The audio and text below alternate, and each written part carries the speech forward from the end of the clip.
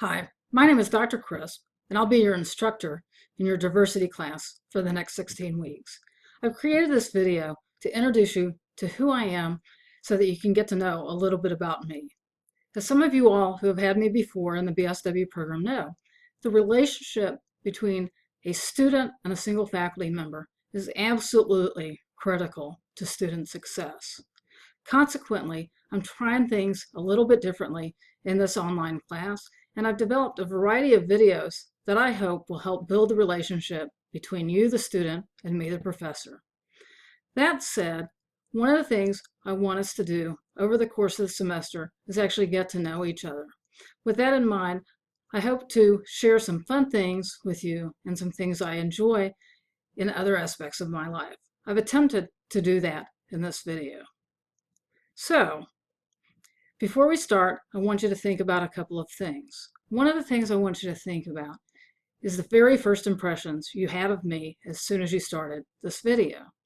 If you already knew me before, undoubtedly you had prior impressions, and now you're developing new ones or perhaps confirming existing ones. The literature says that throughout the course of our lives, we are constantly making impressions and developing impressions of people on very short notice and with very limited information. When you first began this video and took your first look at me in some cases, you probably developed some very immediate impressions. You had reactions to things such as, oh, she's nice, she's not so nice, I wonder if she's going to be mean, I wonder if she'll be a hard grader. But one of the things you undoubtedly did was you developed immediate ideas about who I am, both as a professor and as a person. I want you to start to become aware of those and how they stand to impact your social work practice. So with that said, in a few seconds, I'm going to switch from video to still slides, PowerPoint slides, actually with audio. When I move to the next slide, I'm going to ask that you simply pause for a second or two, look at the picture, and reflect on those very first impressions you had of me. So now you're looking at a still picture of me, and as you watch the video and look at this picture, chances are you notice two things about me. You may not have realized that you were noticing these things. First of all, you noticed my gender, and second of all, you noticed my race. Might have noticed them in a reverse order than that, but it's safe to assume that those are the first two things that you paid attention to. If you assume that I'm a white female, your assumption is correct. However, without realizing it, you may have also thought other things about me as you looked at this picture and as you looked at the video of me just a minute ago. You may have thought things such as, she looks nice, or that's a nice color on her, or she looks friendly. Bottom line is that we have these thoughts and make assumptions all the time without realizing them, and they affect our behaviors in many ways. If you made a positive judgment about me, that may have been a function of several things, including my race and the way I'm dressed. There's an extensive body of literature that shows that we judge people more favorably if they're white than we do if they are a person with another race. This is true regardless of the person who is making the judgment and regardless of the race of the person making the judgment. As I'm dressed in a nice clean shirt, have good teeth, and no scars or tattoos on my face, you probably also made judgments based on those characteristics, and they probably had something to do with my income level and mental health status. If I told you that the photo you're looking at right now was taken in Belize when I was traveling, it would probably make more judgments about me. The point to this is that we're constantly making judgments about people, and we usually don't realize that we're making them. Psychologists call these snap judgments, or simply snaps, and we make them frequently. In this class, one of the things we want to move away from is self-judgment and self-criticism. These judgments, in and of themselves, aren't bad, and they're actually what help us survive. We see a bear coming towards us and we think, oh, that bear's going to get me if I don't run, and so we run. We also do this with people, and it's a survival mechanism. We make these snap judgments and we respond immediately to them in a variety of ways. So one of our goals of this class is going to be to become aware of when we're making these judgments, what the function of these judgments is, and how we can replace these judgments with neutral or more positive judgments that work better for us and for our clients. Now I want you to look at the same picture of me and see what else you believe about me on the basis of the characteristics in the bubbles around my picture. If you don't already know, what do you think my age is? What about my sexual orientation? What is my religion? What is my socioeconomic status? What is my health status? Don't worry, I won't keep teasing you forever, but I want you to think about the assumptions you have made and are making about me. So who am I? I am Dr. Catherine Law Crisp. As you can see by the slide, and I'll go ahead and read the text, I'm a 51-year-old US-born, US citizen, white female. I identify as female, express myself as a female, and prefer to use female pronouns. I was raised Christian and now practice both Christianity and Buddhism.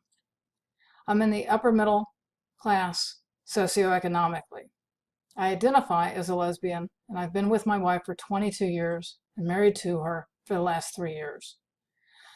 She is a veteran, so I also identify as a veteran's wife. What is new to those who've had me before, and new to me as well, is that I was diagnosed with a significant hearing loss in my right ear this summer and will be wearing a hearing aid in my right ear by the end of this semester. As you can see by the attached slide here, we all have a combination of privileged and oppressed identities.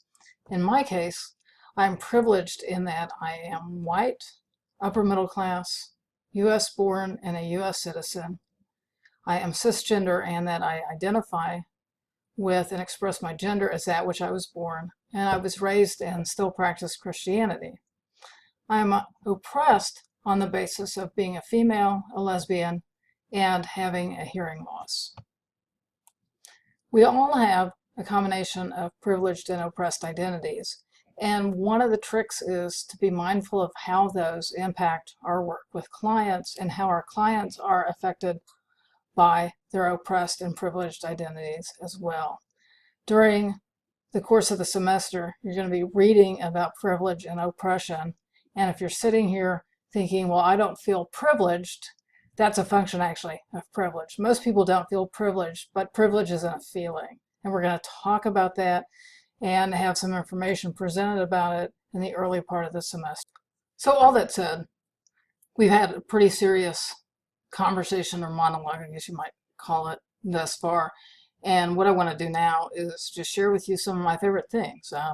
And this is actually a picture of something called a Wordle, W-O-R-D-L-E. And you can go to wordle.net and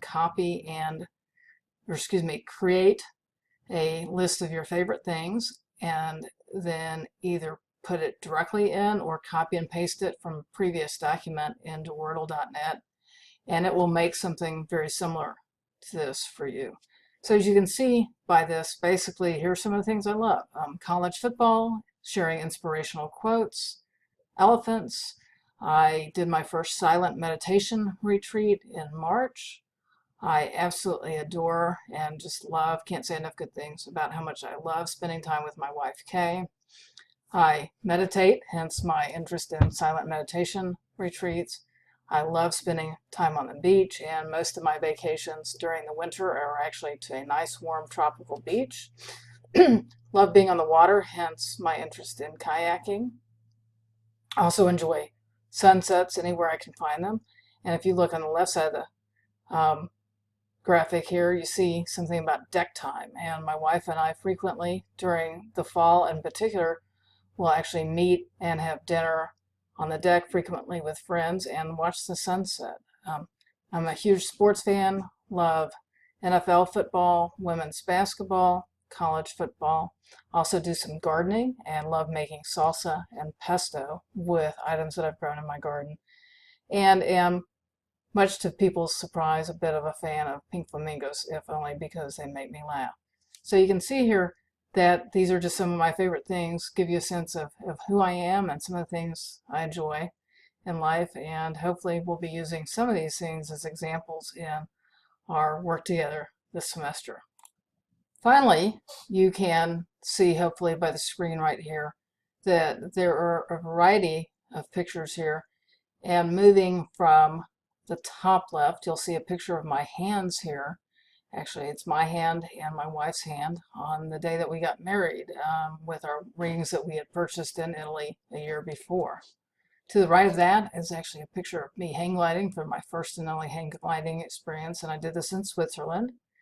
And then this next picture here in the center at the top, I'm in the middle, and my sister Robin is to the right, and my sister Rachel, who is the youngest of the three, Robin is to the right, my right, and Rachel is to my left. And Robin here is the middle of the three of us. Rachel is the youngest of the three, and I am the oldest. And then you see another picture of us that was actually taken on my 50th birthday a year ago. Picture on the far right is actually of me and my wife Kay here in the front holding the camera, and then three of our friends hiking at Lake Catherine actually a couple of summers ago. Moving back down here to kind of the middle row on the left is a picture of my wife and I on our wedding day. We got married in Maryland on the beach there, a beach well known for a children's horse story, actually. Excuse me.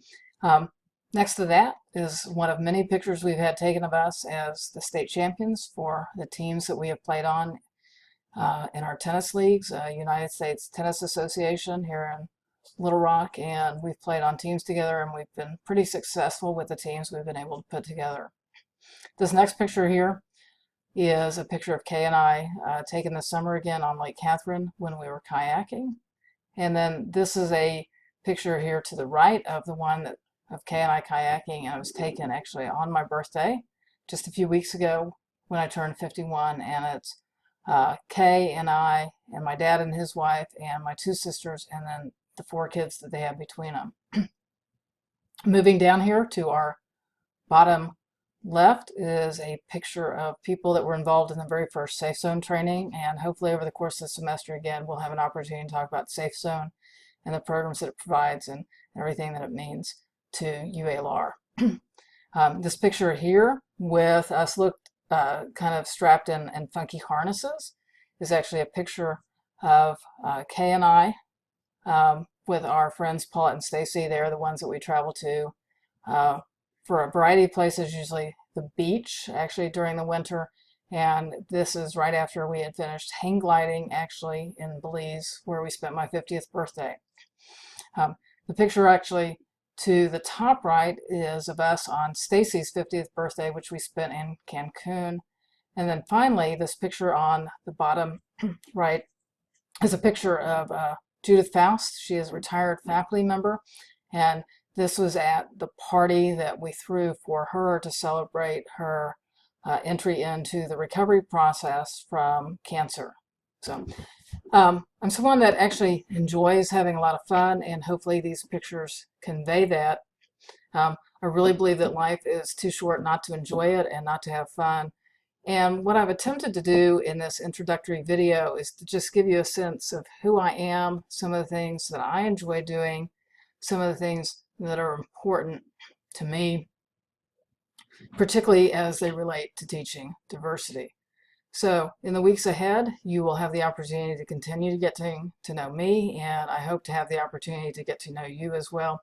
And I hope this video has given you some insight and helped personalize who I am, both as an instructor and as a person.